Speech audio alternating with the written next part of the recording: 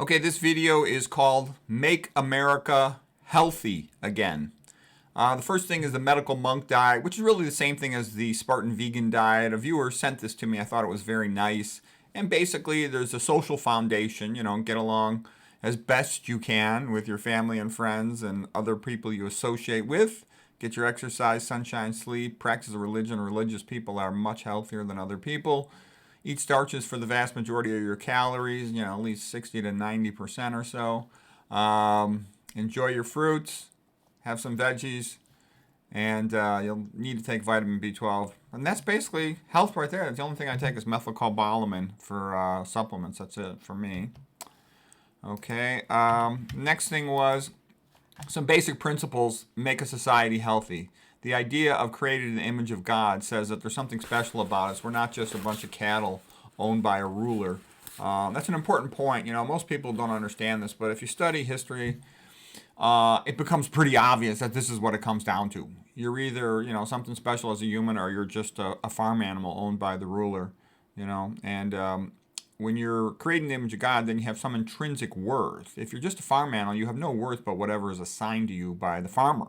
Okay, you have no right to your own children. The farmer owns them, not you. Okay, just like a dairy cow doesn't own its calf. It's owned by the farmer, and it's sent for veal. So I just tell you that because it's so obvious, but people don't know that. Okay, and all are equal in the eyes of God. That's why, let's say you're the emperor of Rome.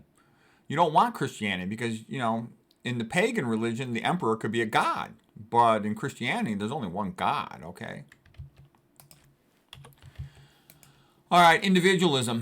The other thing people don't understand is that there's two main categories of a society. You want to have individualism or you want to have collectivism. And believe me, if you have half a brain in your head, you want to have individualism. Individualism says you're entitled to live your own life as a creature created in the image of God. It also says that every person, again, has intrinsic value. And I like the saying, Christ's Sermon on the Mount, he said, that which you do to the least of my brethren, you do unto me. So what that means is be nice to everybody, not just somebody who's in the popular club. Just be nice to everybody. It's also part of a whole way of thinking that, God is rational. He created a rational universe. We are rational, created in his image. Therefore, we can be creators. Therefore, we can study the world because it's rational and learn about it and understand it in a useful way. And as simple as that sounds, that is why the Christian West led to the science, okay? The modern scientific method, that's where it comes from. It comes from the Catholic Church. And if you study history, it will be obvious that is true.